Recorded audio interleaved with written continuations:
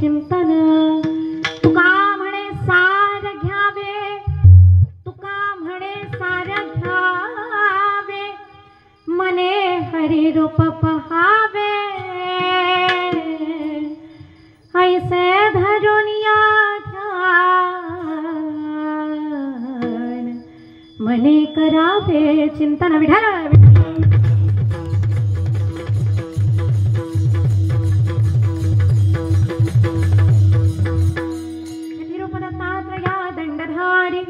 पदी पादुका शोभती सौख्यकारी, तया सिंधुजाची पदे दुःखहारी.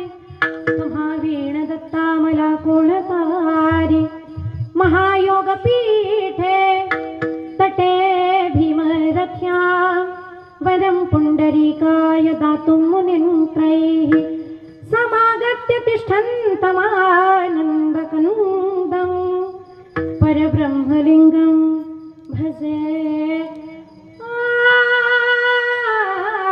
पांडुरंग पांडुरंगा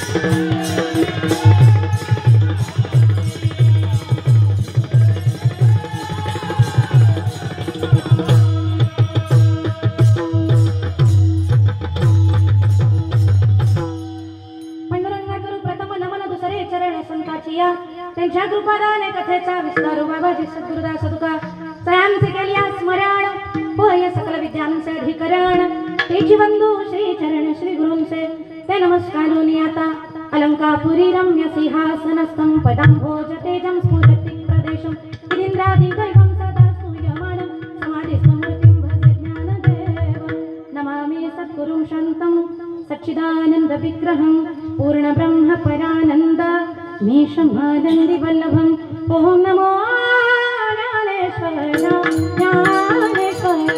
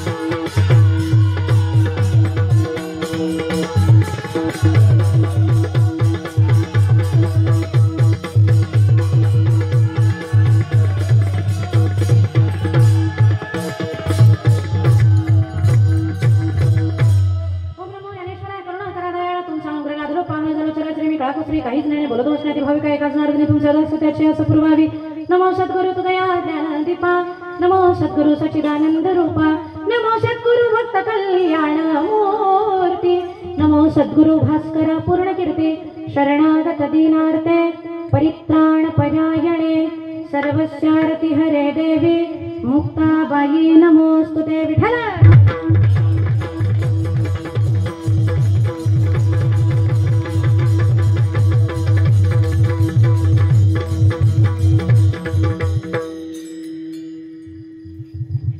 आज आपण सर्व मंडळी परात्पर अखिलेश्वर अकारण करुणा वरुणालय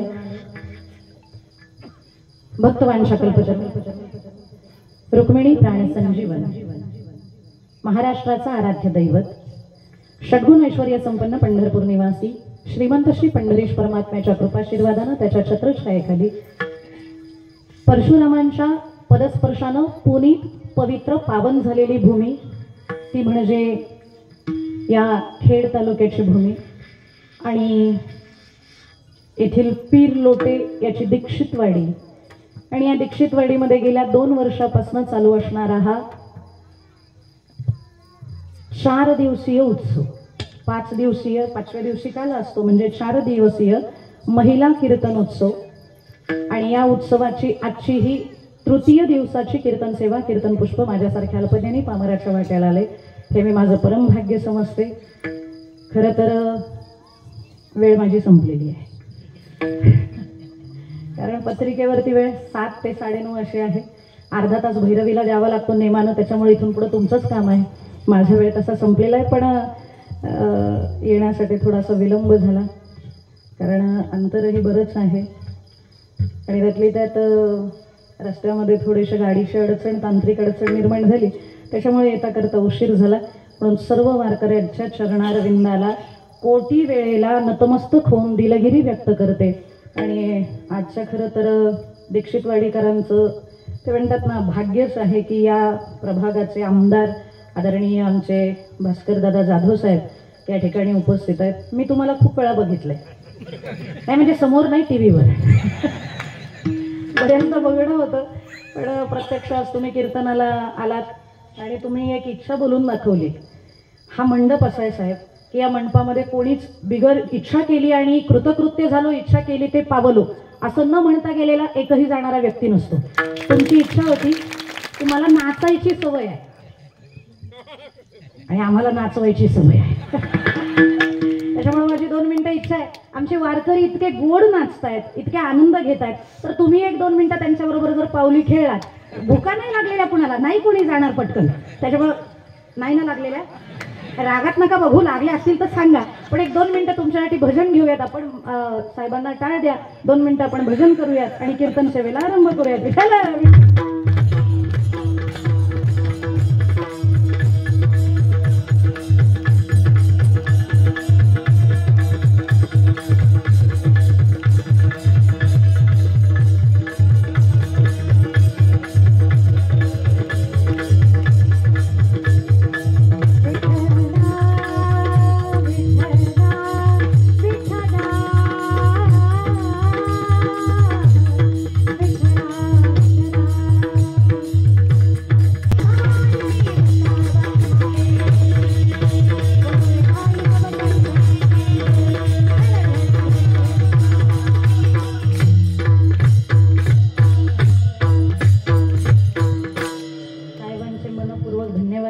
मनसोक्त नाचले.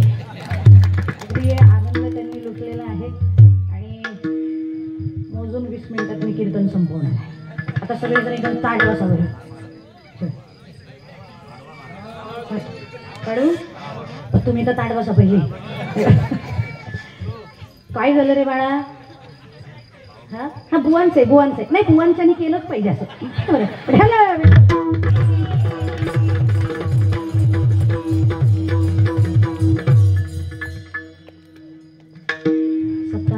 तिसरा दिवस आहे, तिसऱ्या दिवसाची सेवा आहे. खरं तर 7 दिवसाचा सप्ताह असेल तर त्याच्यामध्ये जागराच्या आधीचं कीर्तन हे उपदेशपर प्रकरणातील अभंगावरती कीर्तन आणि चिंतन मांडावं लागतं. हा अलिखित वारकरी संप्रदायाचा नियम आहे, लिखित नाही, अलिखित असा नियम आहे. आणि आपल्याला उद्याच जागर आहे, त्याच्यामुळं मधला दिवस खरं तर संतपर प्रकरण यायला पाहिजे होतं, पण दिवस कमी असल्या कारणानं आपण उपदेशपर प्रकरणातील आणि उपदेश नामसंकीर्तन या माध्यमातून करून तुम्ही भगवंताची प्राप्ती करून घेऊ शकता. कलियुगामध्ये भगवंताला प्राप्त करून घेण्याचं अत्यंत साधं सोपं सुलभ साधन अत्यंत सोयीस्कर पद्धतीनं सांगण्याचा प्रयत्न तुकोबा अभंगातून करतात.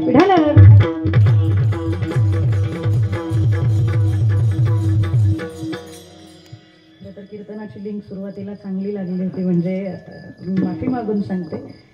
काय होतं कीर्तनामध्ये थोडं जरी कोणी असं आलं तरी सुद्धा मग ते नेमकं काय विषय मी बोलणार होते ते अगोदर पूर्ण तयार ठेवलेलं असतं. तुमची तोंड बघून नाही, माणसं हे मांडलं पाहिजे, हे मांडायचंय, पण आता पूर्ण ब्लँक झाले. त्याच्यामुळे तुमची तोंड बघूनच आता काय बोलायचं हा विचार करणार आहे.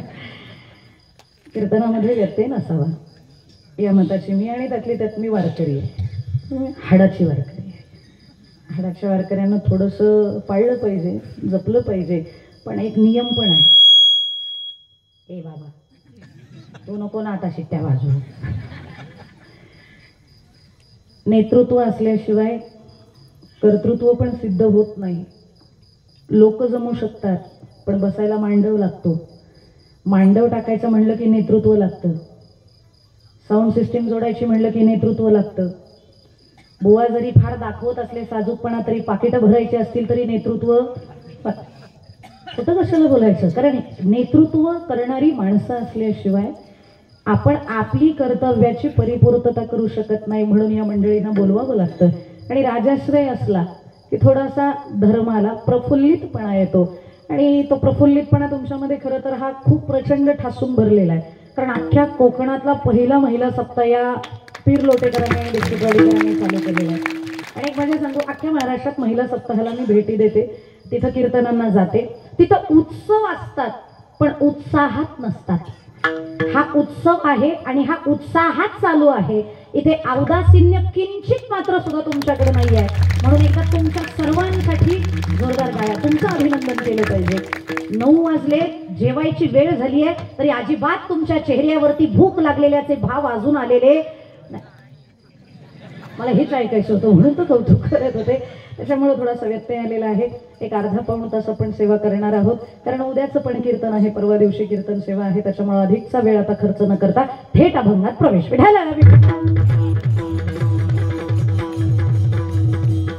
अभंगात प्रवेश करण्यापूर्वी वारकरी संप्रदायाच्या दंडकाप्रमाणे अभंगाचा अल्पसा परिहार द्यायचा तो असा: प्रस्तुत प्राप्त प्रसंगी कीर्तन रूपी सेवेकरता निवडलेला अभंग महाराष्ट्र सारस्वताला ललांबूत ठरणारं साहित्य ज्यांच्या मुखारविंदातून निघालं, वारकरी मायबापांच्या कर्ण कुहरात ते अमृत लहरींसारखं बरसलं, ज्यांच्या स्वतंत्र प्रतिभेला आज तागायत सकल संत पंचम वेद अशी मान्यता देतात, ज्यांना ज्ञानी अमरेंद्र, बोधामृत चंद्र, ऐश्वर्य समुद्र असं म्हणलं जातं, ते वैराग्य राग रसिक देहूचे सुप्रसिद्ध आणि श्रीमंत संत जगद्गुरु तुकोबराया. या तुकोबरायांचा 4 चरणाचा सर्व वारकऱ्यांच्या परिचयाचा पाठातला उत्कृष्ट असा अभंग आहे.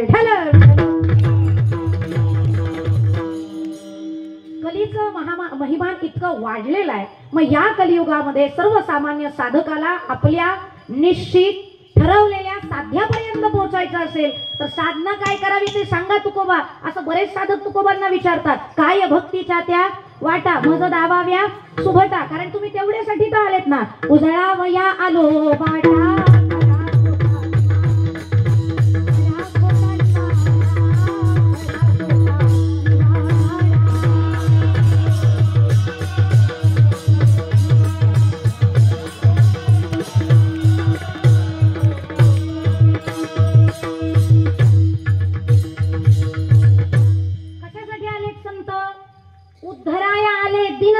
अवतार तुम्हा धराया उद्धराया जनजड जीवा आपल्यासाठी आलेले. मग आपण त्यांना विचारायला नको का? प्रणिपातेनं परिप्रश्नेनं सेवया मग नंतर उपदेक्षण दिते ज्ञानम. पण त्यांच्याकडे जातं खरं, म्हणातं खरं, काय भक्तीच्या वाटा आहेत बुवा, काय मी उद्धार पावेन.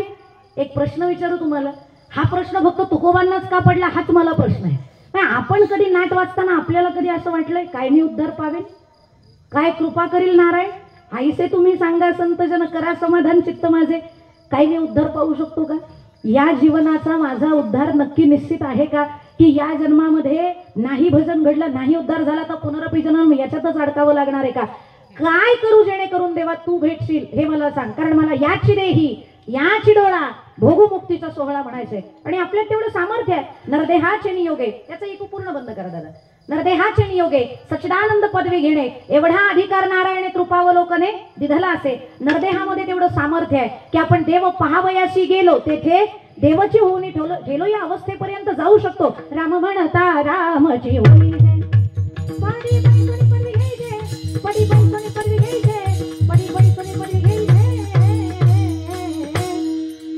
ऐसे सुख वचने आले विसावे अनुभव काय. वेळ कमी आहे त्याच्यामुळे असं बरं आहे आपलं. राम म्हणता रामाची होईजे, पदी बैसोनी पदवी घ्यायचे, हा अधिकार आपल्यामध्ये. पण अजूनपर्यंत आपण राम झालो नाही का? कारण अजून आमचं काम गेलं नाही. अजूनही आमच्या अंतकरणामध्ये प्रपंचाबद्दलचे काम जागे तोपर्यंत राम आमचा होणार नाही, तोपर्यंत विठ्ठल आमचा होणार नाही. आणि तो काय सहज आहे का आपल्या घरी यायला? तो यावा यासाठी आपण सायास करावे लागणार आहेत. आणि सायास काय करायचे? एकतर तुम्हाला जप करावा लागेल. आत्ता जो अभंग मी घेतलेला आहे त्याच्यात तुकोबा आपल्याला जप करायला सांगतात. त्या जपाला तुम्ही सर्वसाधारण समजत असता, घ्या माळ ओढा माळ की लगेच जप चालू झाला नाही. खरं तर वेदांतानं जपाचे 3 प्रकार सांगितलेले आहेत. 3 प्रकार कदाचित त्याच्यातले तुम्हाला किती माहिती आहेत मला माहित नाही. पहिला प्रकार तो म्हणजे वाचिक जप, दुसरा प्रकार तो म्हणजे मानस जप, तिसरा प्रकार आहे उपांशु जप आणि चौथा जप आहे तो म्हणजे अजपा जप. पहिला प्रकार आहे तो म्हणजे वाचिक जप. वाचिक जपानं आपल्या तोंडातून निघणाऱ्या स्वरांमुळे त्या स्वरांच्या ज्या दैवता आहेत त्या दैवता आपल्या वाणीवरती प्रसन्न होतात आणि आपल्याला सिद्धी प्राप्त होते. पण सिद्धीला विपिसे कोणतया पुसे, नेले राजा हंसे पाणी काही. सिद्धी प्राप्त करून घेणं रिद्धी सिद्धी निधी अवघीच उपाधी जवत्या परमानंदी बन नाही.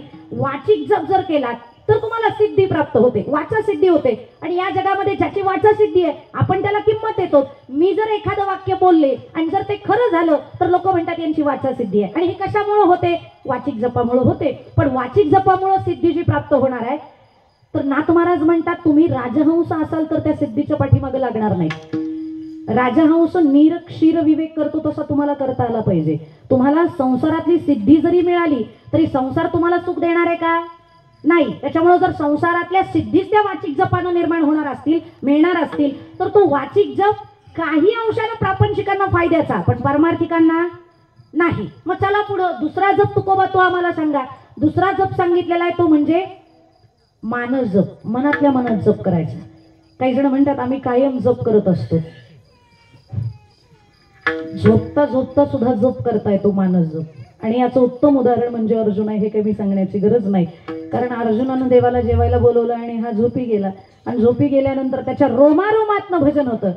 ब्रिजजन प्रियतम बाल मुकुंदम राधा रमण हरे हरे राधा रमण हरे हरे श्री राधा रमण हरि बोल जय जय राधा रमण हरि बोल. झोपलेला होता तरी भजन करत होता. आपण पण करतो की नाही? कधी कधी कीर्तनात झोप लागते आणि झोपीत सुद्धा आपण विठ्ठल विठ्ठल म्हणतो, म्हणजे झोपतोच ना. झोपीतही आपलं भजन चालू असतं. त्याला मानस जप म्हणा. तिसरा जप तुकोबा उपांशु जप. मानस जपाचा फायदा होतोच, मन प्रसन्न होतं. आणि मन करारे प्रसन्न सर्व सिद्धीचे साधन. पुन्हा येऊन ठेपलं कुठं? सिद्धीवर. म्हणून मानस जप ही त्यातली त्यात हलकाच, पण त्याच्यापेक्षा दसपट महत्वाचा उपांशु जप. उपांशु म्हणजे तोंडानं भजन तर करायचं आहे, पण भजन केलेलं कुणाला कळू नये याला उपांशु जप असं म्हणतात. विठ्ठल सांगते, विठ्ठल विठ्ठल विठ्ठल हा झाला वाचिक जप. मी आत्ता केला तो तुम्हाला कळला नाही, पण मला कळला. तो झाला मानस जप. आणि तिसरा सांगते उपांशु जप. कळलं? आता मी अगोदर विठ्ठल म्हणले म्हणून तुम्हाला माहिती विठ्ठल, नाहीतर नुसतं ट ट ट ट ट ट असं तुम्हाला ऐकू आलं. नेमका जप काय आहे हे कळत नाही, पण जप मात्र चालू असतो. याला उपांशु जप असं म्हणतात. या उपांशु जपानं तुम्ही ज्याचं भजन करताय तो जवळ येण्यासाठी मदत होतो. हा झाला तिसऱ्या प्रकारचा जप. आणि चौथा जप आहे तो मात्र ज्ञानोबा या हरिपाठात सुद्धा सांगतात. अजपा जपणे उलट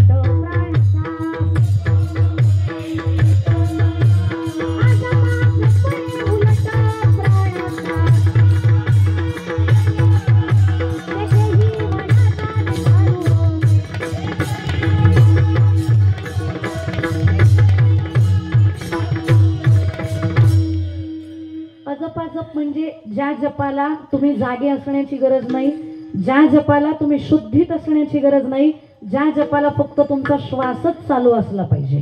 श्वास आत गेला की जप चालू, श्वास बाहेर पडला की जप चालू. आणि मला सांगा, जर असा जप चालू झाला तर तो जप कधी बंद पडेल?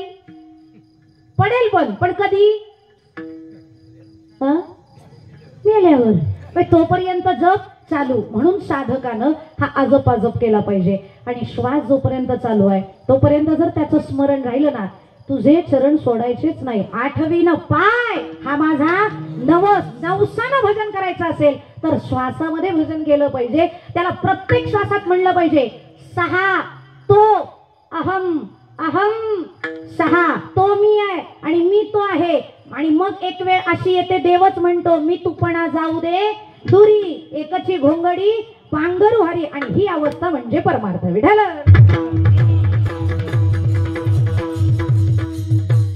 जड नाही नव्हते. बऱ्याच जणांचे चेहरे असे झाले, काय बोलते कुणास काय हे जो पण उपांशु काय, वाचिक काय, मानसिक काय, नाजप काय. आता जे सांप्रदायिक आहे ज्यांना चिंतन ऐकण्याची सवय आहे त्यांना हे थोडंसं गोड लागेल, आणि ज्यांना संसारिक बाथा ऐकायची सवय आहे त्यांना थोडंसं हे कडू लागेल. काय तरी बोलल्या काही कळलं नाही, पण हेच ऐकत चाललं. कारण हे ऐकल्याशिवाय सुख नाही. संसारातल्या गोष्टी आम्ही पण तुम्हाला सांगायच्या, तुम्ही काय कमी भोगतायत, म्हणजे तुमचीच मजा आम्ही घ्यायची आणि त्याचेच पैसे घेऊन जायचे. त्या संसाराच्या तापानं तापलेल्या माणसाला बाहेर काढण्यासाठी कीर्तन आहे. इथं आल्यानंतर 1 तासाचं कीर्तन ऐकलं ना की किमान अनंत जन्माचं सुख आपल्याला लाभलं पाहिजे. आणि म्हणून तुम्हाला सुख मिळवायचं असेल ना तर एकच करा, सुखा लागी करीशी तळमळ तरी तू पंढरीशी जा एक वेळ. होईल काय मग तू अवघाची सुख रूप होसी, जन्मोजन्मीचे दुःख विसरसी. का? कारण त्याच्या इतका सुखरूप दुसरा कोणी आहे. सुखरूप आईसा तुझा कोणी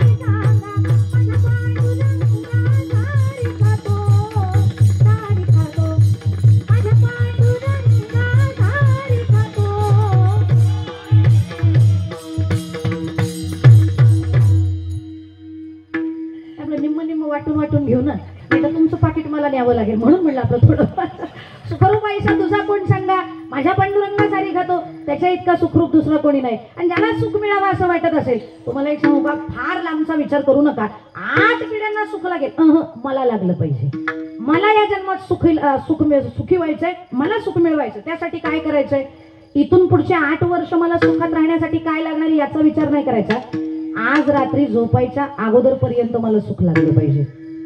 रात्रीत मेले तर कुठं 8 वर्षाचा विचार, त्याच्यामुळे आज रात्रीच्या अगोदर मला सुख लाभलं पाहिजे. मग सकाळपासून सुखाची सुरुवात करा, सकाळपासूनच त्या सुखरूपाचं भजन करा. म्हणून रामदास स्वामी मनाच्या श्लोकात सांगतात, प्रभाते मनी राम चिंतित जावा, पुढे वैखरी राम सदाचार हा थोर, जनितो चितो मानवी.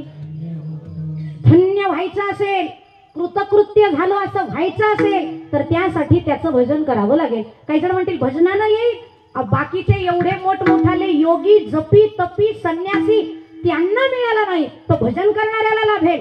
योगियांच्या ध्यानी ध्याताना तुळशी, पण तो महापाशी मागे पुढे. आणि कशाचं सामर्थ्य आहे, भजन.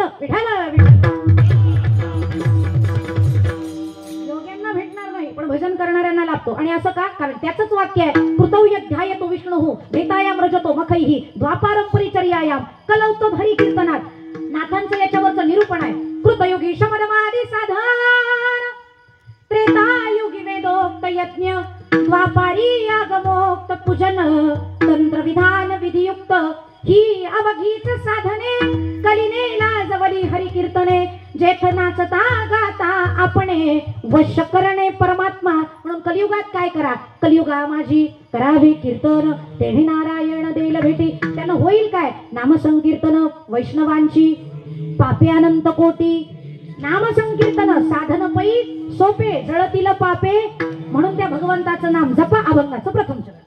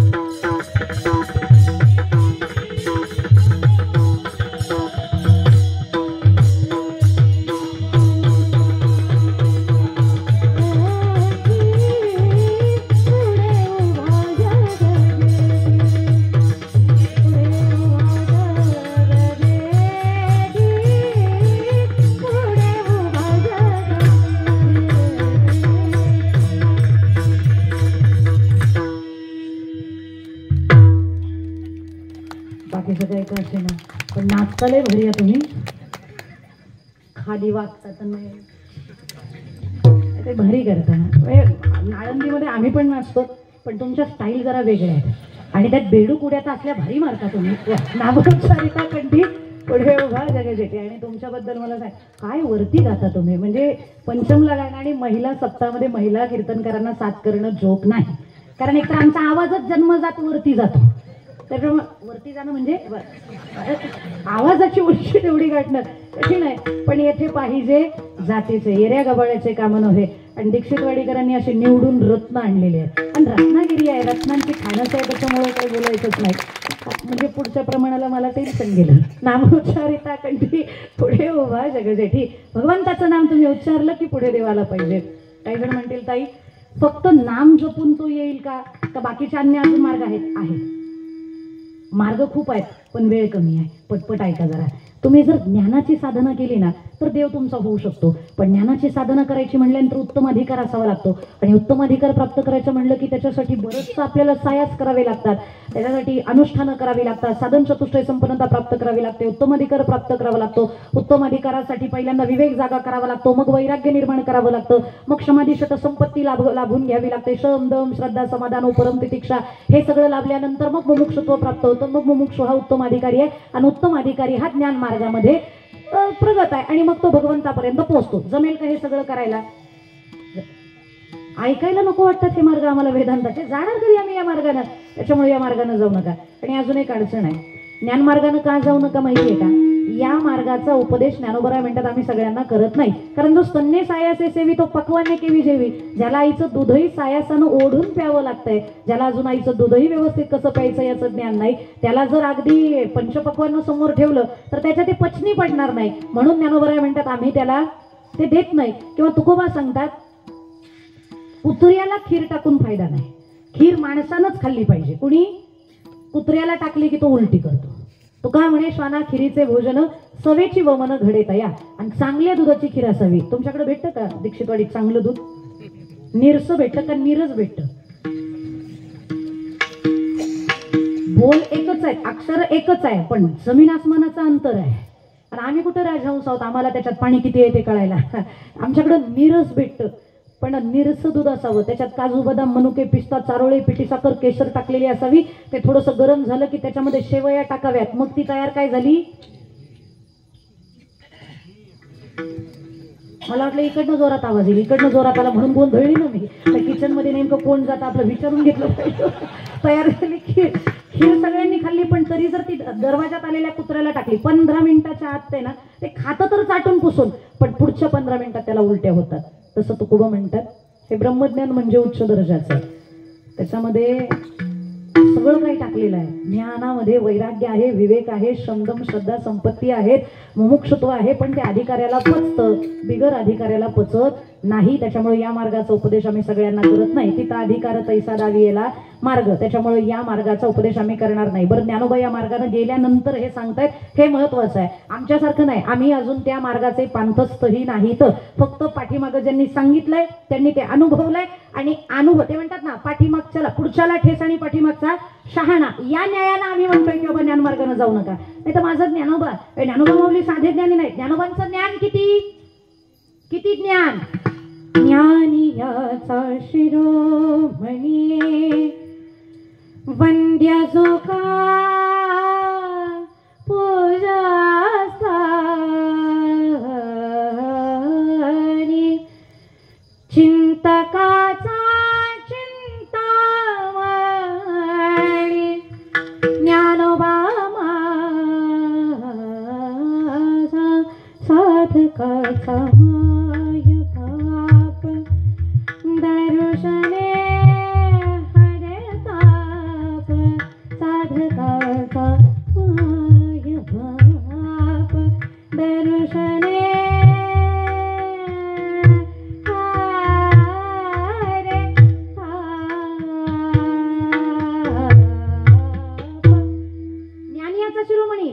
पूजास्थानी चिंतकाचा चिंतामणी ज्ञानोबा माझा. ऐके ज्ञान चक्रवर्ती तू तव ज्ञानाची समूर्ती तुझे पुसुसे आरती ते कळली मज. ज्ञानाचा सागर सखा माझा ज्ञानेश्वर, विवेक सागरा सखया माझा ज्ञानेश्वरा. एवढा मोठा अधिकार पण नको नवल अहंकाराची गोठी. विशेष न लगे अज्ञाना पाठी, पण सज्ञानाच्या झोंबे कंठी नाना संकटी नाचवी. आणि अहंकार अभिमान सर्वसामान्याला त्रास देत नाही, पण जो कलाकार आहे त्याला अहंकार ज्ञान आहे, दोष नाही हा, ज्ञान आहे, मान आहे, मान आहे मग अभिमान आहे, आणि अभिमान म्हणजे प्री बुकिंग आहे नरकाचं. तुका म्हणे नरकी घाली अभिमान जरी होय ज्ञान गर्भताठा. तुकोबा काय वेडे म्हणून सांगत नाही. नको ब्रह्मा ज्ञान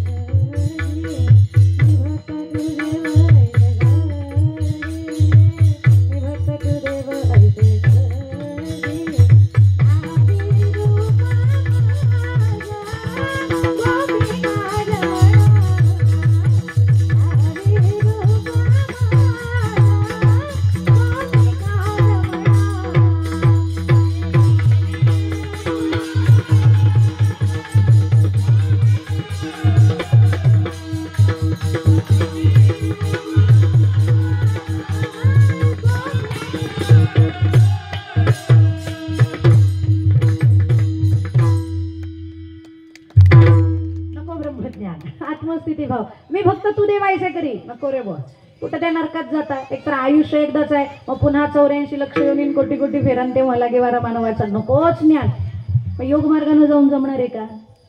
तिथं पण जमण्याजोगतं नाही. कारण जपतपानुष्ठान व्यर्थ कासया करणे प्रमाण आहे. जपतपानुष्ठान व्यर्थ कासया करणे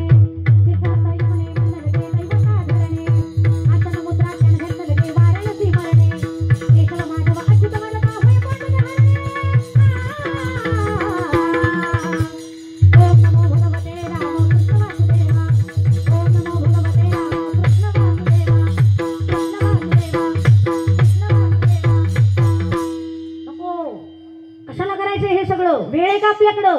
संपला. किती राहिलाय? कीर्तनाचा नाही हो, आयुष्याचा म्हणते मी. किती राहिला आपला? काय सांगावं, क्षणभंगुर नाही भरवसा. त्याच्यामुळे नको याही मार्गाने. पण ज्ञानोबा साधे योगी नाही. ज्ञानराजा माझी योग्याची माऊली, ज्ञानराजा माझी योग्याची माऊली.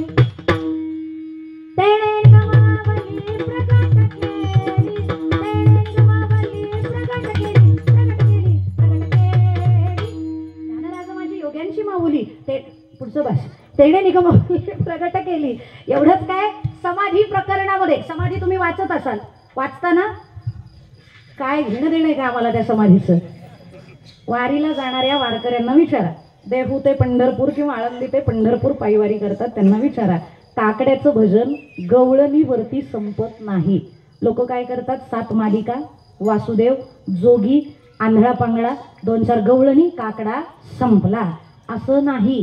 गवळणींच्या अगोदर वासुदेव आंधळा पांगळा झाला की पत्रिकेचे 2 अभंग, नाटाचे 2 अभंग, समाधीचे 2 अभंग, तीर्थावळीचे 2 अभंग, सालोमालोचे 2 अभंग, हिंदुस्थानी 1 अभंग, ज्ञानोबरायांचा 1 अभंग, आणि मग त्याच्यानंतर 5 संतांच्या 5 गवळणी, मग काकडा संपला. असाच काकडा होतो ना इकडे. हे शिकायला मिळतं वारीमध्ये, म्हणून वारी केली पाहिजे. कारण वारीमध्ये जे येत नाही ते कळतं. मग या त्या समाधी प्रकरणामध्ये ज्ञानोबांचं वर्णन नामदेव महाराजांनी केलंय, पण बोल फक्त नामदेव महाराजांचे, अनुभव मात्र वर्णन केलेला आहे पांडुरंग परमात्म्याने. पांडुरंग परमात्मा ज्ञानोबांबद्दल म्हणतात, देव म्हणती रुक्मिणी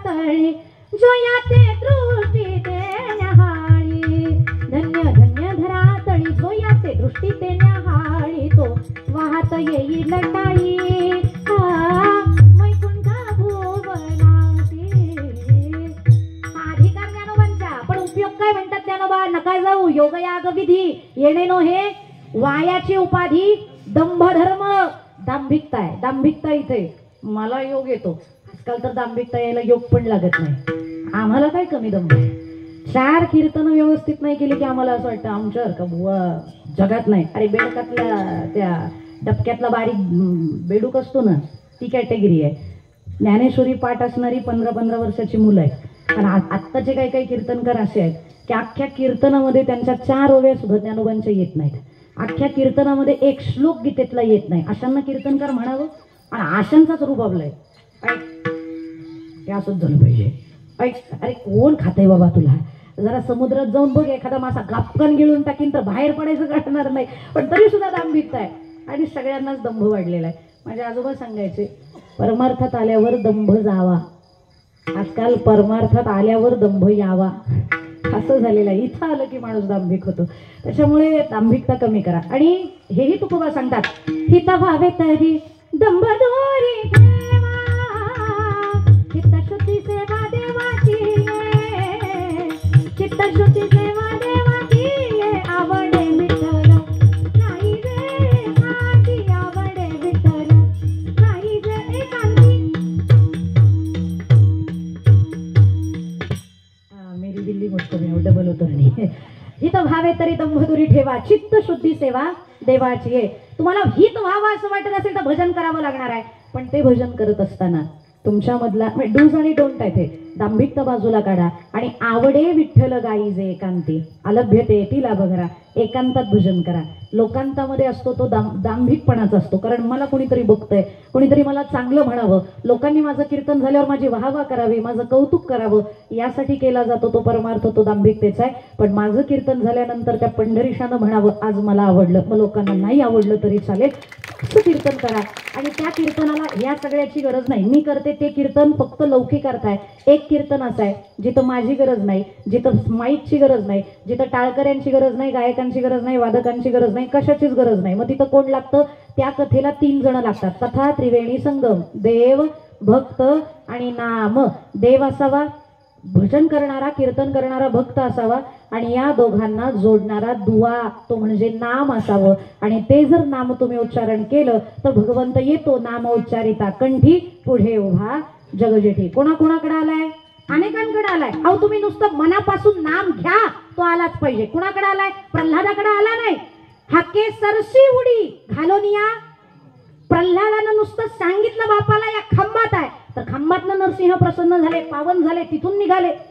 द्रौपदीनं हाक मारली कोठे गुंतलासी द्वारकेच्या राया राया द्वारकेच्या राया वेळ कास लावी वेळ कासा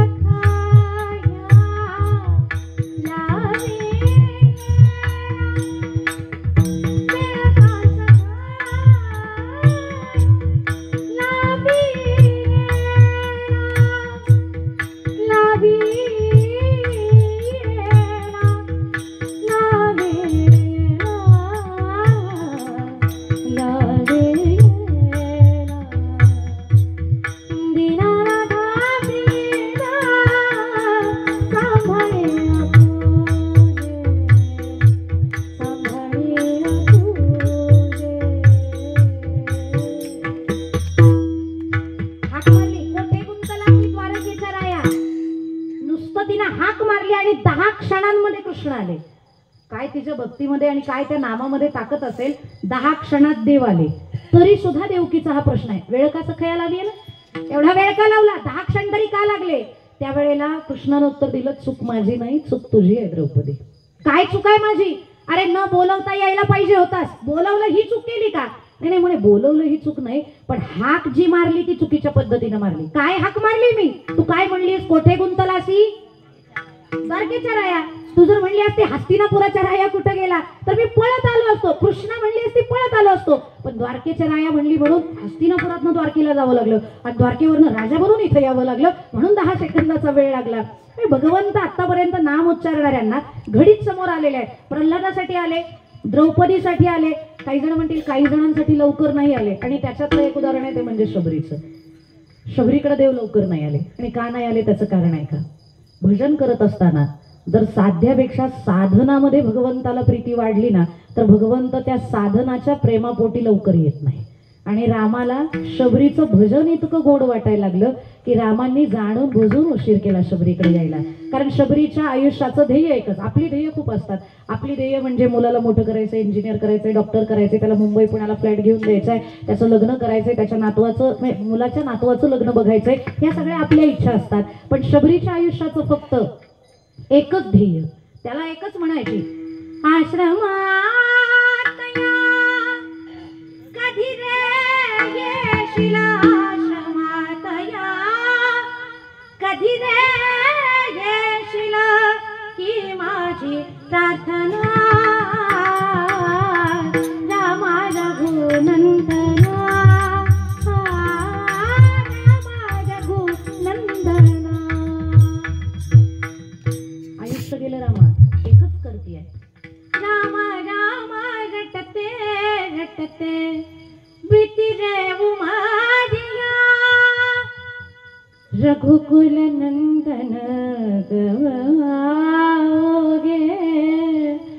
दिल की डगरिया, राम राम रटते रटते बीती रे उमादिया. आयुष्य गेलंय, एकच भजन करतीये. अगं काय करशील देव आल्यावर? काय करशील ज्या वेळेला देव येतील ना? जब आवेंगे रघुराई, आसन पर बिठाऊंगी, मीठे मीठे बैर अपने हाथों से चखाऊंगी, साथ में लखन जी का दर्शन होगा, शबरी की कुटिया का पावन होगा, जब मेरे राम जी का आवन होगा, शबरी की कुटिया का पावन होगा. ते येतील त्यावेळेला त्यांना आसनावरती बसवेल, बरं खाऊ घालेन. प्रभुराम येतील त्यावेळेला, राम आएंगे तो अंगना सजाऊंगी, दीप जला के दिवाली मैं मनाऊंगी, मेरे जन्मों के सारे पाप धुल जाएंगे, राम आएंगे, मेरे झोपड़ी के भाग आज खुल जाएंगे, राम आएंगे, राम आएंगे आएंगे राम आएंगे. अगं तो येईल, भेट देईल, पण पुढं काय? पुढचा जन्म अयोध्येत मागून घेईल. कारण पुढच्या जन्मामध्ये त्याचे रजरेणू ज्या मातीला लागलेत ना, त्या मातीत जन्म मिळावा. नगरी हो अयोध्यासी, रघुकुल सा घराना हो, शरण हो राघव के, जहाँ मेरा ठिकाना हो, शरण हो राघव के, जहाँ मेरा ठिकाना हो. काय करशील तिथं? जय सिया राम दंडवत भैया मधुरी वाणी बोले, जय सिया राम दंडवत भैया मधुरी वाणी बोले, करे कीर्तन संत मगन मन गली गली में डोले, सीता राम नाम धुन मस्तानी लागे, हो मस्तानी लागे, मोहे मिठो मिठो सरयू जीरो पानी लागे, सीता राम नाम धुन मस्तानी लागे, हो मस्तानी लागे, मोहे मिठो मिठो सरयू जीरो पानी लागे. तिच्या भजनामध्ये तितकं सामर्थ्य होतं की ते भजन ऐकण्यासाठी देवानं मुद्दामून उशीर केला. का? कारण हिचं साधन हे साध्यापेक्षा हिला प्रिय झालेलं आहे. आणि तुकोबराया सुद्धा याच कॅटेगरीतले संत आहेत. तुकोबरायांना साध्यापेक्षा साधनावर प्रेम वाढलं म्हणून तुकोबा म्हणतात, तुका म्हणे गर्भवासी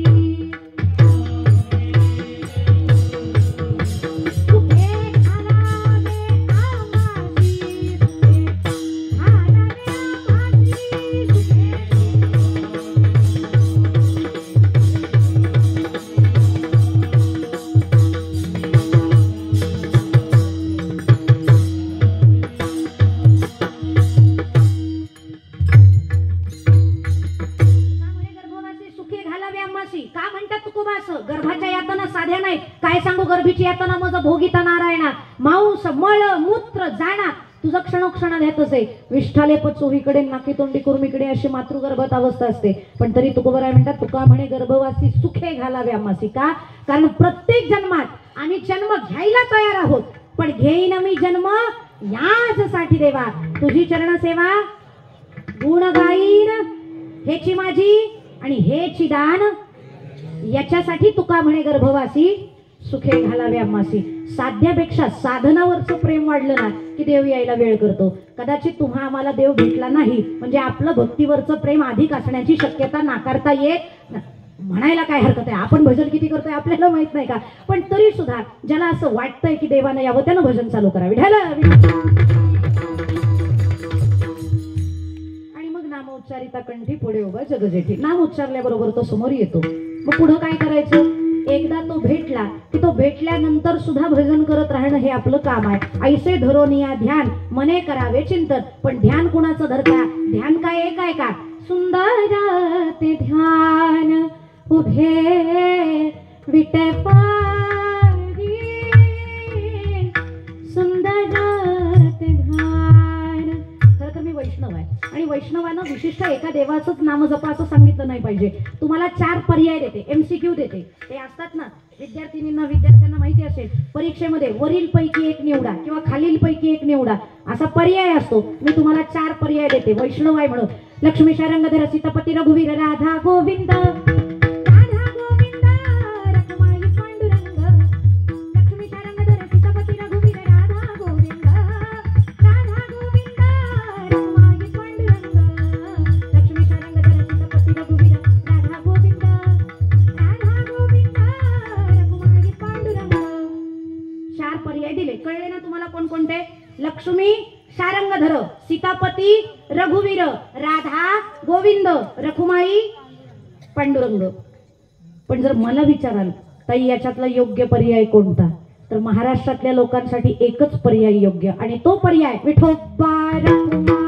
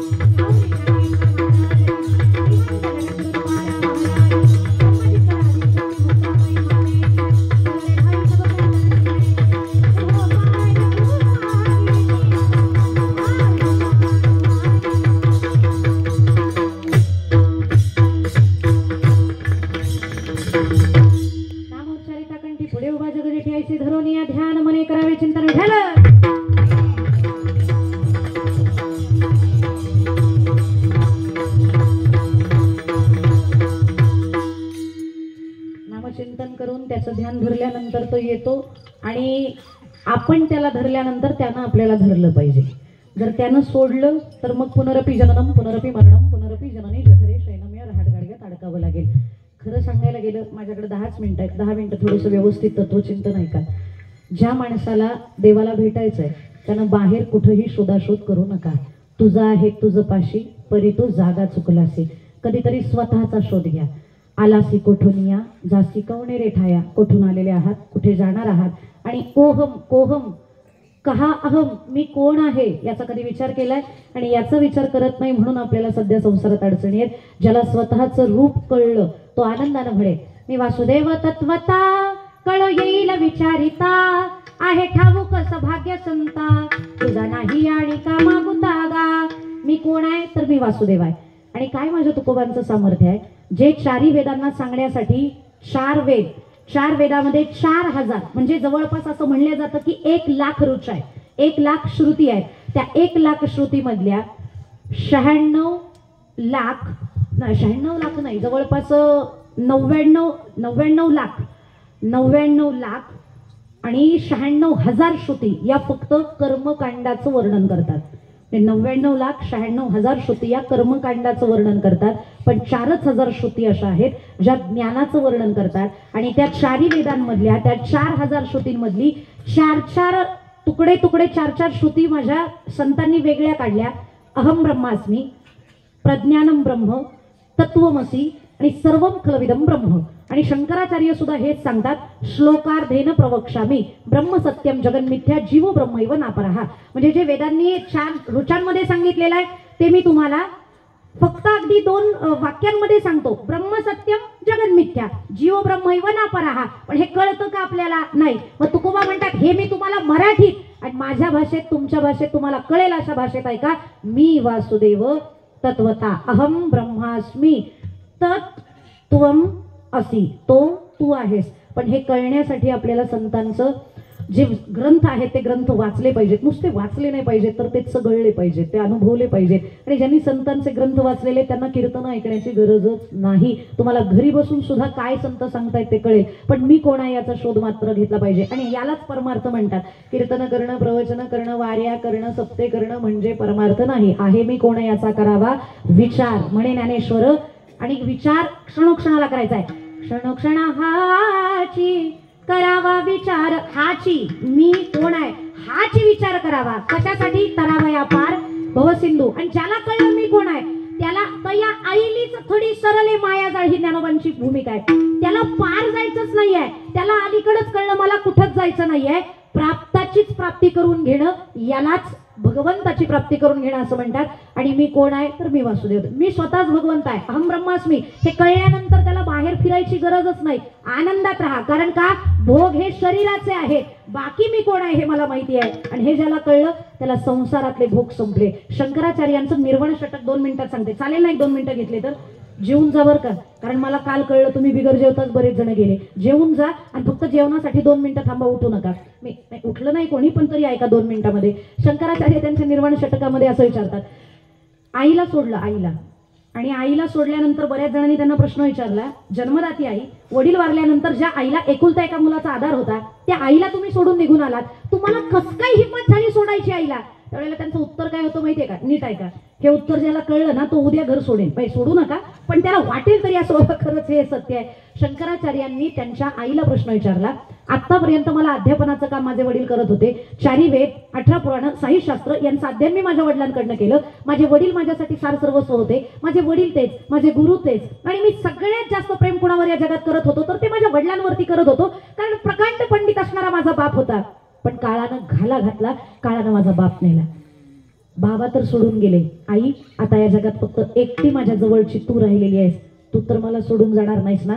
आता एका पंडिताची बायको आहे, ती खोटं कशी बोलेल? तिने पटकन सांगितलं, बाळा, वडील जसे गेले तशी एक ना दिवस मीही तुला सोडून जाणार आहे. मग शंकराचार्य वनात गेले आणि मग तिथं गेल्यानंतर विचार केला, मला सगळेच जण जर सोडून जाणार असतील तर जो मला सोडून जाणार नाही अशाची भेट मला घडली पाहिजे. आणि त्याच्या शोधनार्थ त्यांनी घर सोडलं व आईची परवानगी घेतली. मी जाऊ. तिनं सांगितलं, माझा क्रियाकर्म तू मरायच्या वेळेला तुझ्या तोंडात पाणी देण्यासाठी हा शंकर इथं उपस्थित असेल असं म्हणून ते तिथनं निघून गेले. आणि गेले ते थेट डायरेक्ट हिमालयामध्ये. गोविंदपाद नावाचे त्यांचे गुरु एका गुहेमध्ये ध्यानस्थ होते. 15 दिवस वाट बघितली. 16व्या दिवशी समोर ज्या वेळेला शिष्य दिसले, शंकराचार्य दिसले, त्यावेळेला प्रश्न विचारला, आपण कोण? किती साधा प्रश्न विचारलेला आहे बघा, आपण कोण? मग शंकराचार्यांनी सरळ सरळ उत्तर द्यायचं, मी शंकर आहे. अगदी साऊथ भागातनं म्हणजे दक्षिण भागामधनं, दक्षिण भारतातनं मी आलेलो आहे. एका ब्राह्मण कुळामध्ये मी जन्माला आलेलो आहे आणि मला तुमचं शिष्य बनवून घ्या, शिष्यस्तेहम शादी मामताम प्रपन्नम असं म्हणले असते तरी जमलं असतं. पण शंकराचार्यांचं उत्तर काय माहितीये का? मी कोण आहे ऐका. निर्वाण षटकामध्ये 6 श्लोक आहेत. त्याच्यातल्या पहिल्या श्लोकात 5 श्लोकात व्यतिरेकानं सांगतात मी कोण नाही आणि शेवटच्या श्लोकात सांगतात मी कोण आहे. पहिला श्लोक अहम, मी कोण आहे?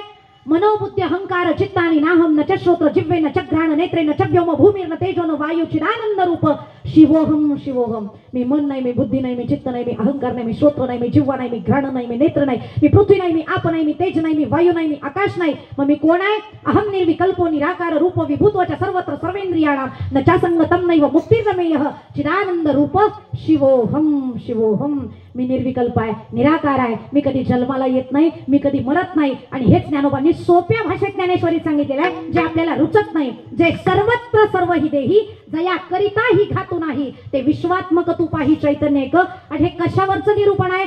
देहे नित्यमवध्योयम, देहे सर्वस्य भारत तस्मात् सर्वाणि भूतानि न त्वं शोचितुमर्हसि. पण आपल्याला सोपं कळत नाही. आणि ज्याला हे कळलं, अहम निर्विकल्प निराकार रूपो, हा आकार थोड्या दिवसाचा आहे, थोड्या दिवसानं हा आकार संपणार आहे, हा देह संपणार आहे. नाशिवंत देह, आयुष्य खातो काळ.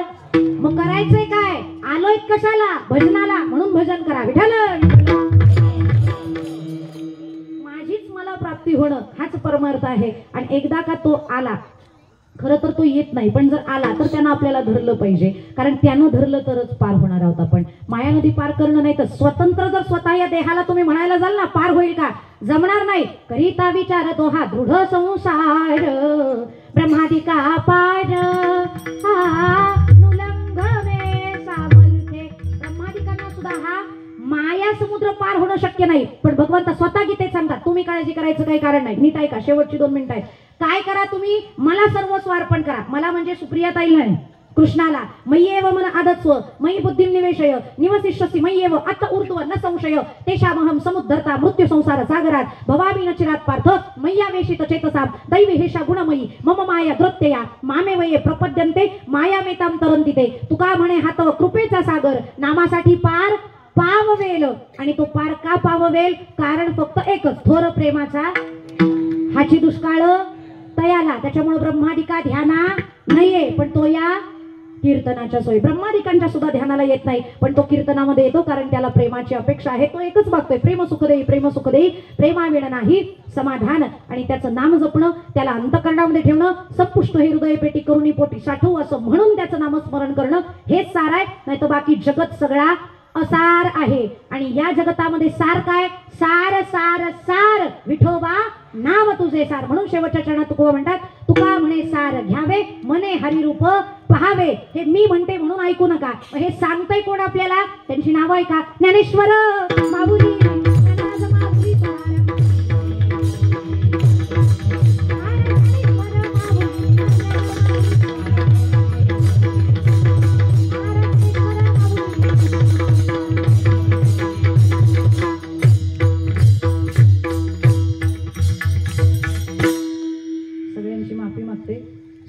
कीर्तन संपवायला पाहिजे होतं, पण जवळपास 10 वाजलेले आहेत. माझ्यामुळे तुम्हाला बराच वेळ बसावा लागलं, त्याबद्दल सगळ्यांची दिलगिरी व्यक्त करते. कुठे गेले दीपक दादा? माझा वेळ तुम्हीच खाल्ला. अजून अर्धा तास थोडंसं बोलायचं होतं मला, कारण पहिलं चरण व्यवस्थित झालं, दुसऱ्या चरणाचा भावार्थ माझ्या मनाजोगता मला सांगायला वेळच मिळाला नाही. पण असं पूर्वरील पुढील भागात झालेली सेवा तुम्हा सर्व वारकरी वृंदांच्या चरणी सादर समर्पित करण्यापूर्वी खरं तर या सप्ताहाच्या आयोजक नियोजकांसाठी एकदा जोरदार टाळ्या झाल्या पाहिजे, कारण ही मंडळी आहेत म्हणून महिलांचा कार्यक्रम या भागामध्ये होतोय. जे खरं तर या सप्ताहाचं आयोजन नियोजन करतात ते आमचे हरिभक्तपरायण दीपकदादा आंबेडे असतील, नितीनदा खोपटकर, संतोषजी शिगवण, राजेंद्र जांबेडे, निलेशजी पवार, शैलेंद्रजी भाटकर, यशवंतजी साळवे, चंद्रकांत चौधरी, अनिल कदम, विजय चौधरी, राजेशजी आंबेडे, रवींद्र कांगणे, अनिल आंबेडे, राजकुमार खापरे, विनायक घारे, रमेश खापरे, दिनेश खिराडे, अरविंद खापरे, विनायक थोरे, रवींद्र शिगवण, अंकुश चौधरी, दशरथजी खुले, प्रभाकरजी शिगवण आणि गणेश प्रासादिक भजन मंडळ व महिला मंडळ लोटे दीक्षितवाडी या सगळ्यांचे ऋण व्यक्त करते. कीर्तनाच्या साथीला जमलेले सर्व गुणीजन सर्वांच्या चरणारविंदावरती माझं मस्तक नत करते. या ठिकाणी उपस्थित असणारे दोन्ही पखावज वादक आणि वेणेकरी दोन्ही चोपदार बाकी भारी आहेत. एक नंबर चोपदार निवडले.